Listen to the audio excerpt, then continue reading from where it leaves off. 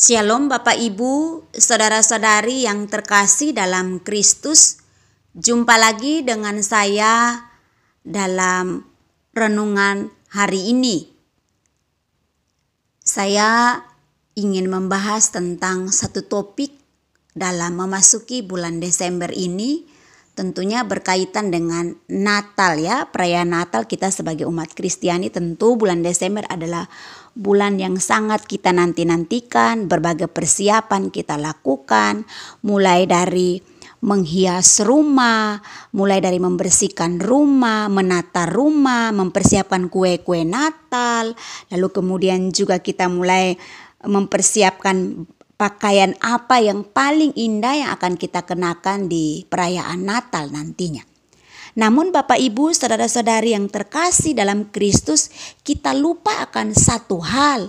Mungkinkah ini Natal terakhir bagimu? Nah, sebelumnya mari kita satu di dalam doa untuk mendengarkan uraian singkat dari saya di hari ini. Mari kita berdoa.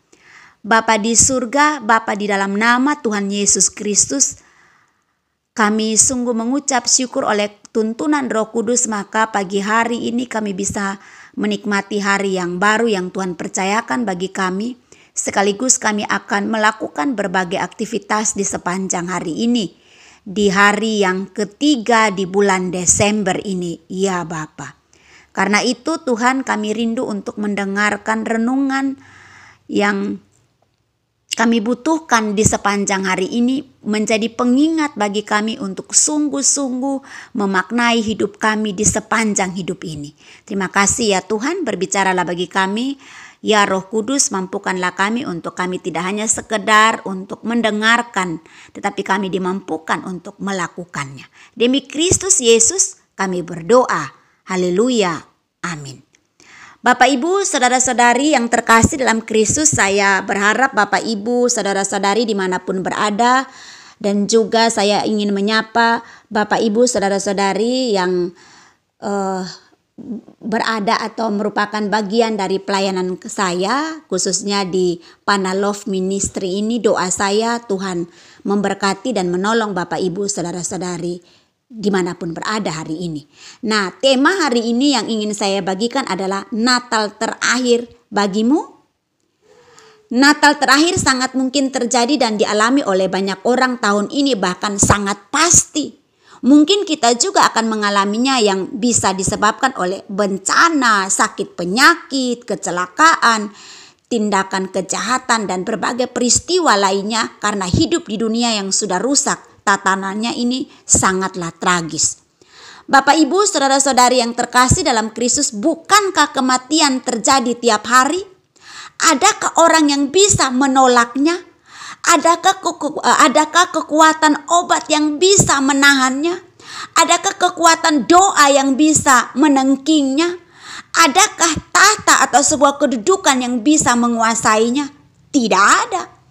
Mestinya hal itu harus kita sadari dengan benar untuk membangkitkan rasa takut dan gentar akan Allah yang ditunjukkan dengan cara hidup benar di hadapannya. Natal terakhir bisa terjadi hari ini dan dialami oleh banyak orang yang kita cintai.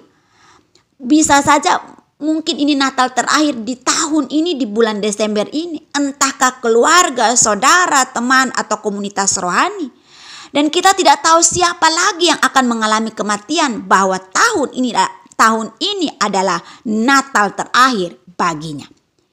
Jika demikian, kalau kita renungkan ini merupakan Natal terakhir, seolah-olah ini adalah Natal terakhir kita, apakah yang harus kita lakukan terhadap diri sendiri dan sesama? Yang pertama, saya melihat ada beberapa poin ya, saya membaginya 2 poin saja tentang Natal terakhir ya Bapak Ibu, saudara-saudari yang terkasih. Yang pertama, bahwa kita belajar dengan benar memahami firman dan mengenal Kristus, hidup dalam tuntunan Roh Kudus, bahwasanya hidup ini sangat berharga di hadapannya. Jika Kristus menebus kita dengan korban nyawa, bukankah terlalu mahal hidup ini? Maka mari kita hargailah hidup ini sama seperti Kristus menghargai hidup, dengan cara hidup yang benar, dengan cara tidak lagi mencemarkan diri dalam dosa dan berbagai kenikmatan kedagingan yang berakhir pada kebinasaan. Karena itu mari kita sadari bahwa kematian itu lebih pasti terjadi dari segudang berkat yang diharapkan dan mujizat yang didoakan. Mari kita sadari bahwa kematian lebih pasti terjadi daripada kelimpahan materi yang diperjuangkan dan kebangkitan orang mati yang dipercayai. Bahwa kematian itu lebih pasti daripada karir yang kita kejar, lebih pasti dari hal-hal yang kita upayakan, lebih daripada itu karena sesuatu yang pasti terjadi. Kematian itu lebih pasti terjadi dari hal apapun yang terjadi di dunia ini. Entahkah itu pernikahan, perkawinan, entahkah itu karir, entahkah usaha, bisnis, apapun profesi kita, kapan saja bisa terjadi dan dimanapun. Pembaringan terakhir tidak selalu terjadi ketika terbaring lemah di rumah sakit. Tetapi bisa saat di dalam perjalanan mengalami kecelakaan di tempat kerja, ada bahaya yang mengancam atau niat orang jahat, bahkan ancaman bencana alam. Bapak, Ibu, saudara-saudari yang terkasih dalam Kristus, kita harus tahu bahwa hidup benar, hidup kita harus berjuang dalam tuntunan Roh Kudus. Hidup kudus adalah cara satu-satunya agar hidup kita berkenan di hadapan Allah. Kita bangun manusia roh kita dengan doa, pujian, penyembahan, membangun persekutuan yang intim dengan Allah sehingga kita akan terus berjuang hidup benar, memperagakan kehidupan dalam Kristus dalam keseharian kita. Dan tentunya kita butuh kekuatan Roh Kudus untuk menolong dan memampukan kita. Kita tidak bisa memakai kekuatan kita. Yang kedua, mungkinkah itu Natal terakhir kita di tahun ini? Yang kedua, kita harus menunjukkan kepada sesama bahwa kita hidup sebagai seorang yang sudah terus diubahkan dan disempurnakan dari sehari ke sehari. Kita menghidupi apa yang Kristus ajarkan. Maka hati kita pasti tentu akan memiliki belas kasihan bagi sesama. Sehingga kita terbeban bagi pertobatan dan keselamatan jiwa sesama kita. Dan kemudian kita makin serius, kita makin tekun memberitakan Injil, kita makin serius untuk melakukan pelayanan yang berkenan kepada Allah, menasihati dengan baik, menegur dalam kasih, kesabaran, sebab jiwanya sungguh berharga di mata Tuhan. Fokus kita adalah memenangkan jiwa. Tidak ada artinya menangisi mereka setelah meninggal. Itu hanya ungkapan kesedihan dan tidak berpengaruh pada keselamatan mereka, bahkan tidak bisa mempengaruhi keputusan Tuhan terhadap mereka. Bapak, Ibu, saudara-saudari yang terkasih dalam Kristus, saya punya kesaksian tersendiri manakala Tuhan memanggil keponakan saya pada waktu tahun 2020. Saya menyaksikan bagaimana dia mengembuskan nafas terakhir sambil menatap muka saya dengan tersenyum. Dia mengakhirinya setelah kami berdoa bersama. Saya melihat bahwa saya tidak pernah menyangka itu adalah tahun terakhir, tahun 2020 dia bersama dengan saya. Dan saya mau menyaksikan di tahun 2019 itu kami berdua pergi ke gereja, kami menikmati Natal dan Desember itu.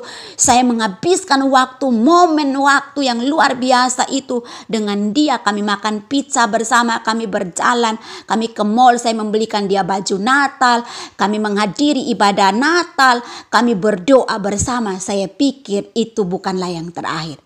Tapi saya tidak pernah memikirkan bahwa dia akan mengakhiri tahun 2020-nya di dunia ini. Dan saya mengalami itu dan saya melihat bagaimana Tuhan bekerja di dalamnya. Dan saya menyadari bahwa kematian itu pasti.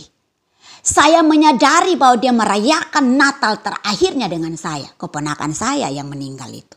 Jadi akhirnya kenapa saya mengerti betul tentang Natal terakhir, merayakan Natal terakhir, dan saya mengerti tentang kematian itu pasti karena saya mengalaminya, menyaksikan ponakan saya yang bersama-sama dengan saya hidup bersama-sama, dan saya melihat dia mengembuskan nafas terakhir sambil menatap dan tersenyum. Dia mengakhiri perjalanannya di dunia ini dalam anugerah Tuhan. Bapak, Ibu, saudara-saudari yang terkasih dalam Kristus, tidak ada artinya menangisi mereka setelah meninggal. Itu hanya ungkapan kesedihan kita. Dan tidak berpengaruh pada keselamatan mereka, bahkan tidak bisa mempengaruhi keputusan Tuhan terhadap mereka. Bapak Ibu saudara-saudari yang terkasih dalam Kristus, bukankah seringkali kita kaget atau tiba-tiba terkejut setelah mendengar berita duka cita? Bahkan bisa saja menyesal karena tidak pernah memberitakan firman kepadanya, enggan menegur dosa dan tidak berani berkata bertobatlah.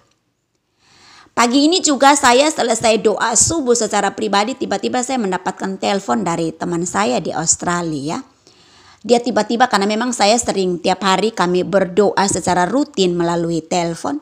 Pagi ini dia kejutkan saya dengan satu berita yang tiba-tiba saja, Ibu pendeta tolong doakan, mami saya tolong doakan. Saya kasih makan kepadanya, tapi tiba-tiba napasnya sudah agak sedikit tarik-tarik napas, lalu mereka harus segera melarikan dia ke ambulans. Saya belajar lagi satu hal, bahwa kematian itu pasti terjadi kepada siapapun, dimanapun dan kapanpun saja. Bapak Ibu saudara-saudari yang terkasih dalam Kristus, karena itu cintai dan hargai keluarga, komunitas rohani dan rekan kerja. Lalu beri mereka nasihat dalam kasih. Beritakan kebenaran agar dimerdekakan dari belenggu dosa dan arahkan mereka untuk percaya pada Kristus dan hidupnya diubahkan oleh Tuhan. Mari kita peduli akan keselamatan sesama kita. Doakan dan beritakan firman. Kapanpun, dimanapun. Sebab mungkin hari ini adalah hari terakhir bagi kita berkomunikasi atau dengan mereka. Dan mungkin juga Natal terakhir baginya. Bapak Ibu saudara-saudari yang terkasih dalam Kristus, karena itu hidupmu berharga senilai korban darah Kristus. Sebab itu hargailah dengan cara hidup. Persembahkan pengabdian kita, beritakan Injil seolah-olah ini adalah Natal terakhir kita. Tuhan kiranya memberkati kita. Mari kita berdoa. Bapa di surga, kami sungguh mengucap syukur untuk renungan hari ini. Biarlah kami boleh merefleksikan renungan singkat ini agar kami sungguh-sungguh mengerti makna Natal di tahun ini. Ketika kami memasuki bulan Desember ini, kami tidak hanya euforio atau kami begitu bersuka cita tanpa kami memaknai atau benar-benar memikirkan apa yang harus kami lakukan mengakhiri tahun ini atau di Natal tahun ini.